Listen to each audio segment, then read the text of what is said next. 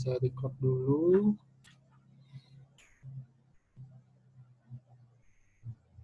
Terus share screen. Oke, ya teman-teman, hari ini kita bicara tentang negosiasi ya. Jadi ini topik yang lebih pada konseptual ya, daripada hitungan gitu ya. Nah, jadi dikatakan negosiasi itu adalah mencapai kesepakatan dengan Anda bisa mengakomodasi perbedaan-perbedaan di antara pihak-pihak yang bernegosiasi itu melalui kreativitas kita mencari solusi. Intinya ketika kita bernegosiasi itu kita harus mencari titik di mana titik itu bisa mengakomodasi kepentingan masing-masing pihak. Ya, itu yang diharapkan ketika kita melakukan negosiasi. Ya, win-win solution. Tanpa terjadinya win-win solution, maka negosiasi kita itu mungkin tidak akan mencapai sustainability. Jadi ya mungkin saat ini kita menang, tapi pada kesempatan berikutnya partner dagang kita itu tidak akan mau lagi untuk bernegosiasi dengan kita. Nah, itu yang harus kita perhatikan. Nah, negosiasi itu juga mengandung aspek kompromistis. Jadi kita berkompromi, ya. Ketika kita hendak mencapai objektif atau goals, kita harus menyiapkan objektif atau goals kita dalam bernegosiasi itu untuk sampai tahap tertentu bersedia dikompromikan oleh pihak lain. Nah, begitu pula pihak lain itu harus mau berkompromi terhadap tujuan dia, gitu ya. Jadi kalau harus ada ibarat itu masing-masing mundur satu langkah, saya mundur satu langkah, kamu mundur satu langkah juga, tapi mengakomodasi tujuan masing-masing. Nah, itu yang nanti terjadi di dalam negosiasi yang berhasil. Ya. Pada kebanyakan kasus di dalam procurement atau pengadaan barang dan jasa, negosiasi itu pada ujungnya adalah negosiasi soal harga. Artinya, ketika Anda membuat dokumen proposal penawaran, ya, request for quotation yang kemudian dijawab dengan quotation, permintaan untuk penawaran yang kemudian dijawab dengan dokumen penawaran itu, Anda harus bisa mempersiapkan bahwa angka-angka harga-harga yang Anda siapkan itu ada satu titik tertentu akan ditawar. Tapi tentu Anda akan mempersiapkan titik penawarannya itu maksimum di berapa yang bisa Anda akomodasi. Nah, itu yang di dalam negosiasi. Silakan kalau ada pertanyaan. Ya. Nah, kemudian negosiasi itu dikatakan adalah proses komunikasi formal. Ya. Bisa face to face, bisa sarana elektronik gitu ya, untuk mencapai kesepakatan bersama. Jadi negosiasi itu ternyata bisa juga menggunakan video conference dan sebagainya. Tapi memang yang paling enak ketika negosiasi itu sudah mencapai tahapan yang paling final, ya face to face. Karena dengan face to face itu seluruh aspek komunikasi, baik komunikasi verbal, apa yang kita sampaikan, apa yang tersurat, maupun komunikasi nonverbal, apa yang tersirat, itu dengan baik, secara komprehensif, bisa ditangkap oleh masing-masing pihak. Ya. Nah, kalau tidak, ya nanti akan muncul salah persepsi, salah tangkap, dan sebagainya. Jadi memang lebih baik face to face. Walaupun tidak menutup kemungkinan dia bisa menggunakan teknologi, bisa pakai teleconference, atau menggunakan WA, atau sarana komunikasi yang lain. Ya. Nah, prosesnya dikatakan termasuk manajemen waktu. Ya.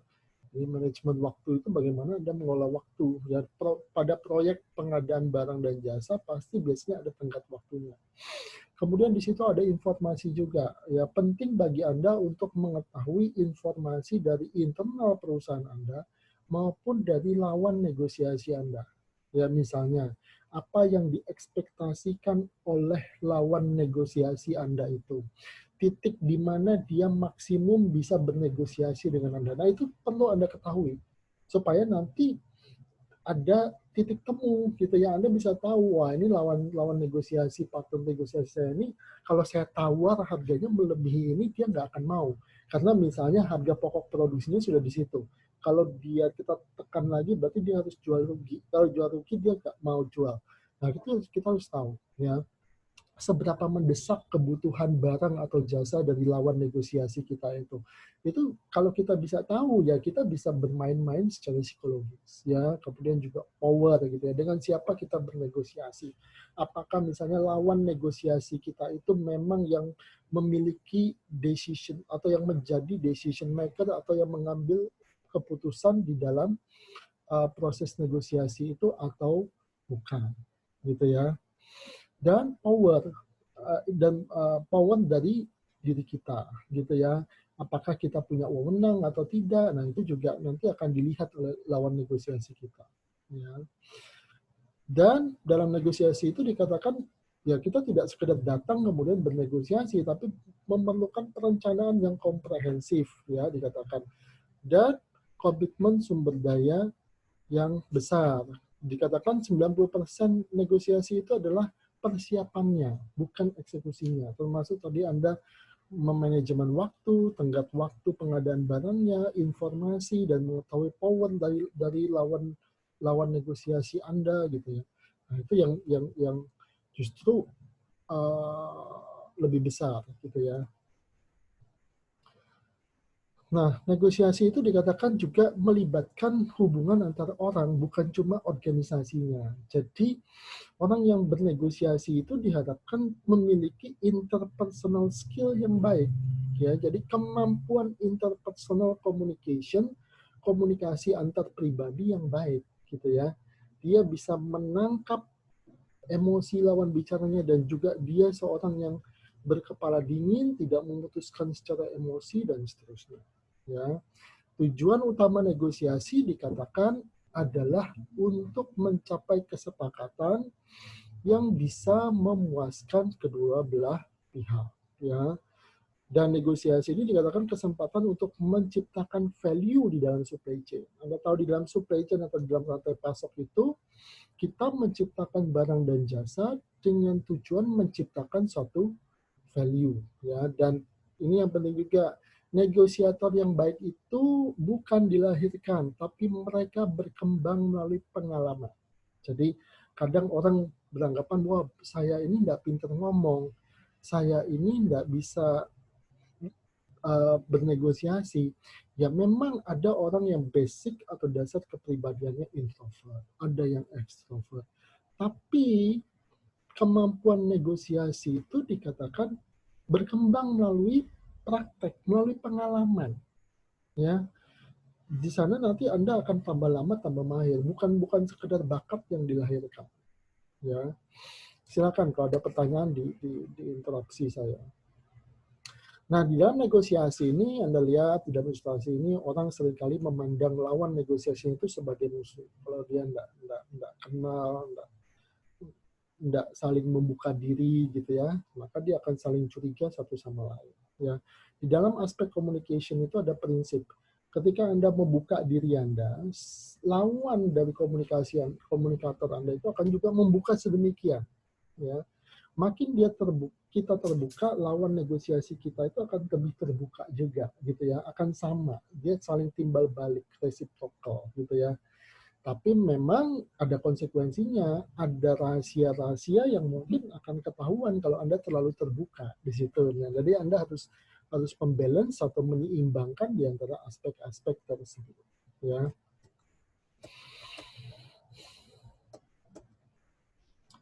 Nah, di dalam proses negosiasi ada komponen-komponen yaitu styles. Ya, styles itu ada quick, deliberate, dan tengah-tengah gitu ya. Nanti kita lihat. Quick ini apa? Quick ini bernegosiasi dengan cepet-cepetan gitu ya. Jadi kita pakai kalau kita tidak akan bertemu dengan orang itu lagi ya. Dan kita biasanya tidak peduli dengan apa apakah lawan negosiasi kita itu akan puas atau tidak, karena hubungannya bersifat jangka pendek. Ini bisa terjadi kalau ya setelah itu kita nggak akan urusan lagi dengan perusahaan ini. Tapi kalau hubungan kita dengan perusahaan partner negosiasi itu bersifat sustainability jangka panjang, ya nggak bisa. Quick style ini nggak bisa. Kita harus win-win solution, gitu ya.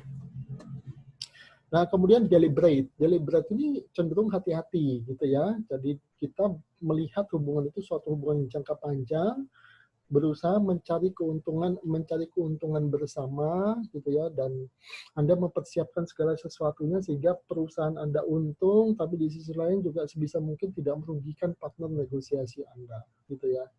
Nah, itu deliberate. Pada kebanyakan proses pengadaan barang dan jasa yang berlangsung secara B2B, business to business, maka gaya komunikasi deliberate ini itu yang justru dibutuhkan, ya, deliberate style ini, karena biasanya dalam business to business itu hubungannya bersifat jangka panjang, ya. Nah, kemudian dari sisi hasil itu bisa realistis. Realistis itu win-win situation. Dua pihak itu merasa puas. Biasanya hasil dari gaya komunikasi yang berhati-hati, deliberate, ya. Kemudian acceptable, ya. Acceptable itu ya bisa diterima, tapi tidak memuaskan semua pihak, gitu ya. Lebih baik daripada tidak ada, gitu ya. Dan kita bisa mencari deal yang lebih baik sebenarnya. Yang paling buruk itu adalah worst, ya. Worst itu biasanya dari quick style, yaitu dia prinsipnya win-lose, salah satu menang, salah satu kalah. Dan ini sebenarnya tidak diharapkan ketika Anda melakukan negosiasi yang sifatnya jangka panjang. Hubungan reciprocal yang terus berkelanjutan antara Anda dengan partner perusahaan Anda. Nah, ketika Anda hendak memulai negosiasi, Anda harus bisa melihat tujuan Anda itu sebenarnya apa, gitu ya. Sehingga Anda bisa tahu titik-titik yang mana yang bisa dinegosiasikan, yang mana yang Anda harus bertahan, ya. Nah, di situ Anda harus berpikir kreatif, mencari solusi sama-sama yang diharapkan bisa win-win solution, ya. Nggak bisa ingin menang sendiri, atau nggak bisa juga sebaliknya Anda dikalahkan, gitu ya. Misalnya pada saat ini Anda tahu banyak perusahaan yang tagihannya macet, gitu ya, tagihannya macet, gitu ya. Nah, itu teman saya beberapa mengeluhkan itu, ya, tagihan dia ke perusahaan ke bisnisnya itu macet, ya, nggak mau bayar orangnya. Nah, dalam negosiasi itu ya mungkin Anda nggak bisa juga menuntut dia bayar untuk full, gitu ya, seperti pada saat kondisi normal. Tapi ya Anda tentu nggak mau juga nggak dibayar sama sekali. Nah, di situ Anda bisa bernegosiasi, mungkin dibayar sebagian, ada pembayaran mundur lagi, tapi Anda menerima sebagian uangnya, dan seterusnya. Gitu ya. Tadi melihat situasi. Ya, gimana Dewi? Pak, boleh tanya Pak? Boleh. Bagaimana cara kita mengetahui bahwa kita ini win-win solution, Pak? Kita harus mempersiapkan negosiasi itu seperti saya bilang tadi. Mengetahui titik negosiasi yang diinginkan oleh perusahaan kita, termasuk apa itu batas-batas negosiasinya. Misalnya kalau kita jual barang, kita harus tahu HPP perusahaan kita ini berapa sebenarnya yang nggak rugi. Sebaliknya, dengan lawan negosiasi kita itu, ya kita dari segala aspek juga berusaha mencari informasi yang sejujur-jujurnya, seterang-terangnya, setransparannya dari berbagai sumber. Sebenarnya misalnya dia bilang, wah harga kita segini Pak, kalau ditekan segini ya kita rugi. Benar nggak dia rugi? Nah itu yang kita harus cari tahu, bukan hanya dari mulut si lawan bisnis kita itu, tapi benar-benar melihat dari overall supply chain dia, benar nggak kalau dia kayak gini, benar nggak kondisinya kayak gini, gitu ya. Dalam kondisi yang benar-benar butuh atau enggak dia. Nah itu kita harus cari information-nya itu. Nah, di situ Anda bisa tahu nanti titik di mana win-win solution-nya itu ada di mana. Gimana, Dewi? Oke, terus ya. Oke, Ya. Dewi? Ya, oke. Ya, saya lanjutkan. Nah, di sini dikatakan Anda harus berkompromi. Kompromi itu bukan berarti kalah. Jadi seorang negosiator itu ketika dia barangnya ditawar, harganya turun, apa yang dia kehendaki tidak sepenuhnya tercapai, ya justru itu merupakan siasat dia supaya kesepakatan itu tercapai. Tadi seperti saya bilang tadi, ketika Anda menetapkan pricing, menetapkan spesifikasi, siaplah dari awal, apalagi kalau itu B2B ya, business to business, untuk terjadi negosiasi, untuk harga Anda ditawar, untuk spesifikasi Anda ditawar. Nah, di situ Anda bisa berkompromi. Ya, dia lawan Anda mundur satu langkah, Anda juga mundur satu langkah, tapi tercapai. Nah, seberapa mundurnya itu yang Anda harus tahu. Ini benar-benar dia sudah mentokkah atau dia pura-pura mentok. Nah, ini yang saya bilang. Anda harus menggali informasi dari samping ya, yang yang yang yang sebenar-benarnya gitu ya. Yang bukan hanya dari pengakuan dari lawan negosiasi Anda gitu ya. Nah, ini model-model negosiasi gitu ya, bisa melakukan investigasi gitu ya. Jadi kita menggali, mencari informasi sebanyak mungkin, ini perusahaannya apa, kondisinya gimana, harga dia sebenarnya berapa, marginnya kira-kira berapa, suppliernya siapa. Nah, itu kita bisa cari di situ. Nah, kemudian presentations ya. Presentation itu ya kita bisa melihat ya situasi yang saat ini dihadapi baik oleh lawan kita maupun oleh kita saat ini. Ya, misalnya kalau situasinya sekarang lagi era COVID ini, saya bilang kan, ya tiba-tiba banyak tagihan macet.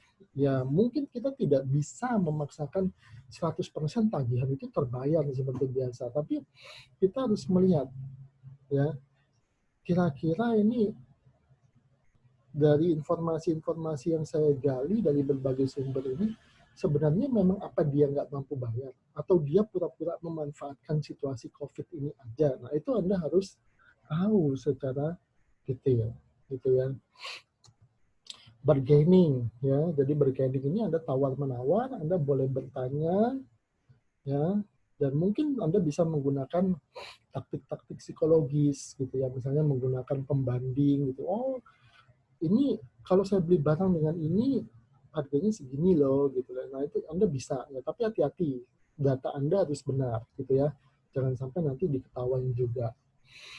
Kemudian agreement ya, mencapai kesepakatan yang bersifat netral, comfortable, menyenangkan bagi semua pihak ya, dan memperhatikan aspirasi lawan negosiasi kita itu ya.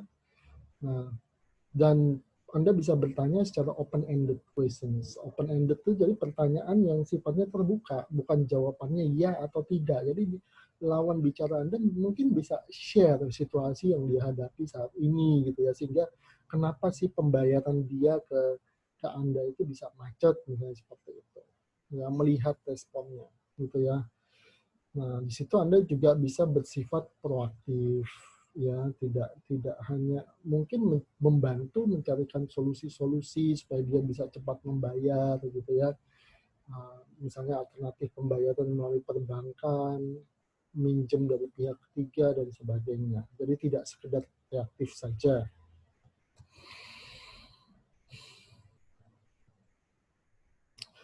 Ya. Nah, ini negosiasi ini juga bisa bersifat distributif. Ya, distributif ini ya ini ya, bisa distributif, bisa integratif. Distributif ini sifatnya kompetitif, win-lose, zero sum itu saya dapat, kamu nggak dapat gitu ya. Nah, itu harus apa ya, dipertimbangkan dengan sedemikian rupa untuk melakukan ini. Karena kalau zero sum biasanya pihak yang kalah tidak akan mau lagi bertransaksi dengan Anda. Kalaupun dia bertransaksi dengan Anda, ya dia akan terpaksa dan mungkin suatu saat dia yang berada di atas angin, dia akan balik menginjak Anda gitu ya. Nah, jadi hubungannya tidak akan bersifat jangka panjang ya. Zero sum ini. Zero sum ini intinya saya dapat kamu enggak, atau sebaliknya. saya nggak dapat apa-apa, kamu untung gitu ya. Nah itu zero sum. Diusahakan dihindari seperti itu. Ya, nggak ada orang yang berbisnis nggak mendapatkan cuan malah rugi gitu ya, nggak akan berkelanjutan bisnisnya seperti itu. Ya, oke. Nah ini sekedar ilustrasi saja. Nah kemudian integratif ya. Kalau integratif itu dia win-win ya. Jadi dia tadi saya bilang tadi melihat pada semua kemungkinan dan melihat dari kedua sisi. Anda memposisikan diri pada sisi dia, dia pun memposisikan diri pada diri Anda gitu ya. Sehingga nanti akan tercapai kesepakatan yang saling menguntungkan walaupun keuntungannya tidak maksimal, tapi tidak ada pihak yang dirugikan gitu ya. Ada value yang diciptakan bagi masing-masing pihak dalam negosiasi itu dan dikatakan value relationship. Jadi Anda bisa menjalin hubungan ke depannya gitu ya. Jadi bisnisnya itu akan bersifat sustainable, jangka panjang, tidak berhenti sampai di situ karena salah satu pihak merasa diculasi, merasa dicurangi, merasa ditekan gitu ya, merasa dimanfaatkan sehingga dia berlangsung dalam jangka pendek ya. Nah, kemudian juga melihat pada kepentingan ya, kepentingannya itu apa dan bukan hanya pada posisi gitu ya. Jadi kepentingan dari masing-masing pihak itu apa. Jadi bukan hanya melihat bahwa kita itu di atas angin atau dia yang di atas angin ya. Ngono ya ojo ngono, tapi kan ada falsafah Jawa kan ngomong seperti itu ya. Nah, itu. Jadi intinya di dalam bisnis itu ya kita nggak sekedar mencari keuntungan yang sebesar-besarnya, tapi juga memperhatikan pihak lain. Ada empati, ada simpati di situ, ada spiritualitas kita dalam berbisnis kan ada aspek apa itu katakan spirituality-nya. Nah kemudian ini ada juga konsep yang dapat diketahui yaitu SOPA. SOPA itu Zone of Possible Agreement ya. Jadi ini yang saya bilang tadi di mana titik Anda dan lawan negosiasi Anda itu bisa bernegosiasi. Ya. Kalau di luar ini antara 300 sampai 500.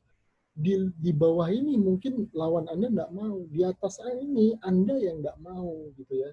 Nah, ini Anda harus tahu titik mana. Nah, di antara sinilah Anda nanti harus mengambil keputusan.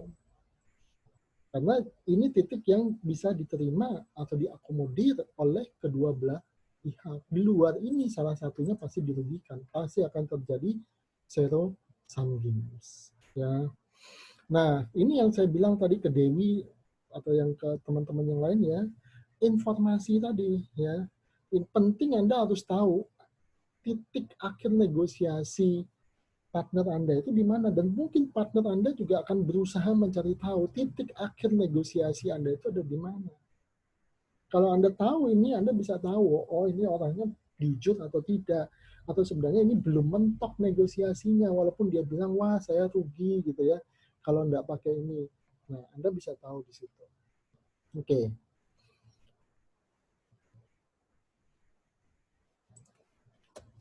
Terus, nah ini jadi ada zona negosiasinya. Ya kalau di luar ini ya dia akan tidak terjadi transaksi nanti ya karena di luar batas toleransi dari salah satu pihak gitu.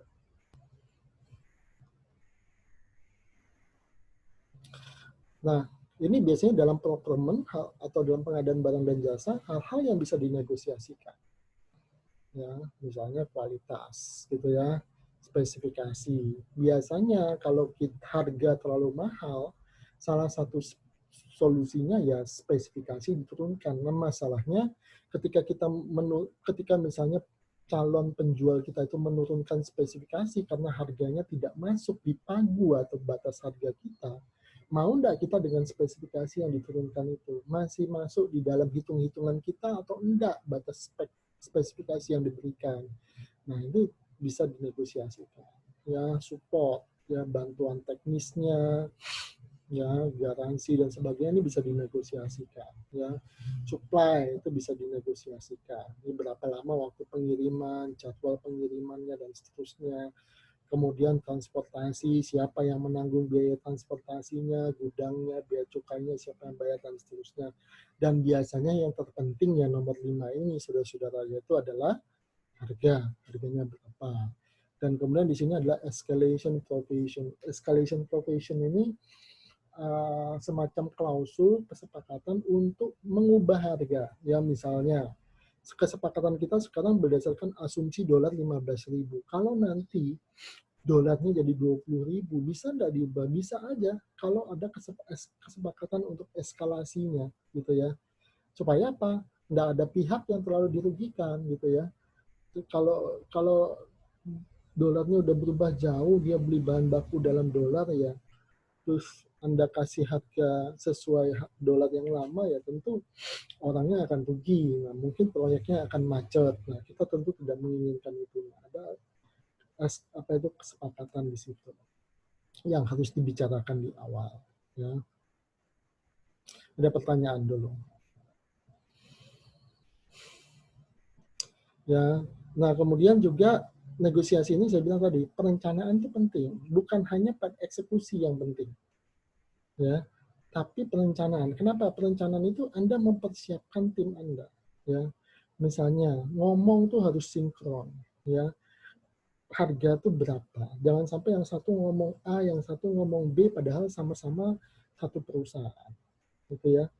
Harus disinkronisasi. Pengetahuan Anda harus komprehensif mungkin. Batas harga misalnya, batas spesifikasi, kemudian mengetahui lawan negosiasi Anda, apa kebutuhan dia, harga dia sebenarnya berapa profitnya, berapa harga beli dia, dan mengetahui apa gambaran besar dari negosiasinya itu. Nah, Anda harus tahu gambaran besar dari negosiasinya itu seperti apa.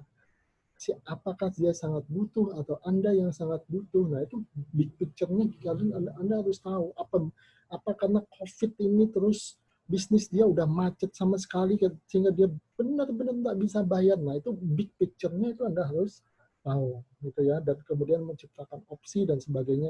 Sehingga di sini apa? Paling besar menelan waktu secara teoritis, gitu ya. Jadi jangan maju bernegosiasi kalau persiapan Anda tidak baik. Lalu kemudian Anda bernegosiasi, ya, menentukan siapa yang punya otoritas, kemudian agenda Anda, tujuan Anda, pertukaran informasi yang saat negosiasi, sampai negosiasi itu didokumentasikan. Intinya apa? Kesepakatan itu jangan hanya secara lisan. Ingat, Anda berbisnis, gitu ya. Dalam bisnis, dokumen kesepakatan itu penting. Jadi hal-hal yang di dalam negosiasi itu sudah Anda sepakati, nah itu harus Anda benar-benar jalankan dan dituangkan ke dalam kesepakatan, poin-poin kesepakatan, supaya nanti tidak ada, loh ini kan tidak ada, loh ini kan orang kan bisa lupa, dan mungkin orang bisa berubah sikapnya, gitu ya. Jadi harus ada notulensinya, dan kemudian itu dituangkan dalam satu dokumen kontrak. Ada notulensi dari proses negosiasi itu, gitu ya, dibuatkan notulensi proses negosiasinya. Oke, ada pertanyaan dulu.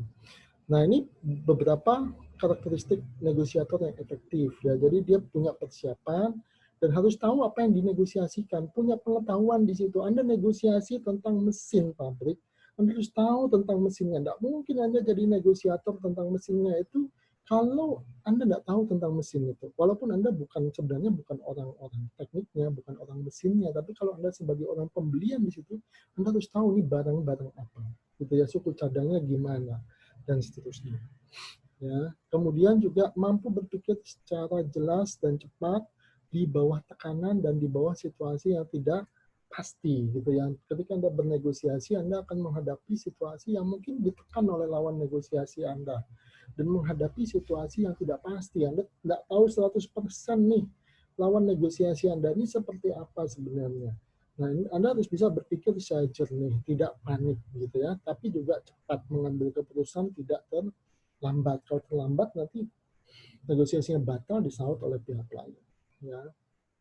Kemudian juga mampu diekspresikan secara verbal, ya jadi ngomongnya harus jelas, artikulasi bicaranya harus jelas, gitu, bisa dimengerti oleh pihak lain, tidak membuat statement-statement yang bermakna ganda, yang ambigu, yang bisa ditafsirkan berbeda oleh lawan bicara Anda. Dan ini penting juga dalam komunikasi, bukan cuma soal ngomong, tapi sebenarnya listening. Karena dari listening ini Anda bisa menangkap makna dari yang disampaikan oleh lawan negosiasi Anda, baik secara verbal maupun non-verbal. Dan yang terpenting adalah bahasa non-verbal itu berbicara lebih besar daripada yang verbal, ya, dan kemudian melakukan penilaian terhadap berbagai aspek negosiasi. Kemudian juga punya integritas. Integritas itu gini, kalau Anda sudah ngomong A di awal, nggak boleh di belakang bicara B gitu ya. Jadi nggak mencela-mencela gitu ya. Sebaliknya juga gitu, kalau Anda ketemu lawan negosiasi Anda mencela-mencela, tentu Anda nggak akan percaya kan. Nah, kemudian juga bisa membujuk gitu ya. Kita bisa bersikap tenang, tegas, tapi juga tetap charming, bisa membujuk gitu ya, memberikan argumentasi.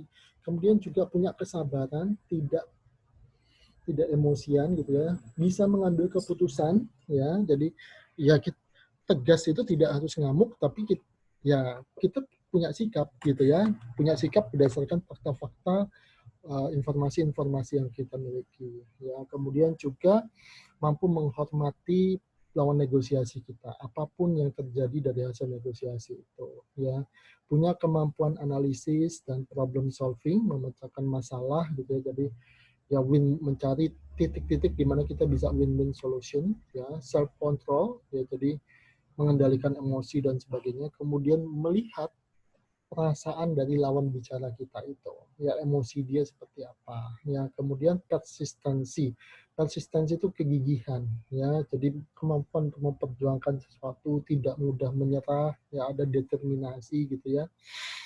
Kemudian juga mampu menggunakan power yang dimiliki, informasi yang dimiliki untuk mencapai tujuan ya.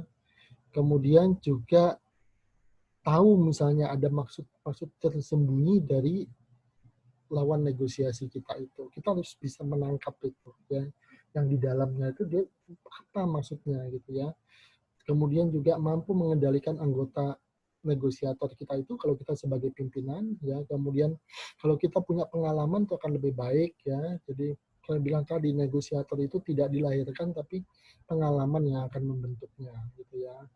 Kemudian memiliki rasa aman, percaya diri dalam berkomunikasi gitu ya, tidak melulu curigaan atau ya punya prasangka gitu ya, enggak seperti itu. Jadi merasa secure untuk berbicara dengan orang-orang yang dia tidak kenal ya. Terbuka, kemudian punya daya saing dan mampu berkomunikasi ya. Kemudian mampu berargumentasi ya. Kemudian juga ya, sekali waktu kita mungkin tidak bisa menyenangkan semua orang gitu ya. Kalau Anda jadi pemimpin menyenangkan semua orang, ya berarti Anda jadi badut aja, bukan jadi pemimpin gitu ya. Pasti ada titik-titik di mana Anda disukai.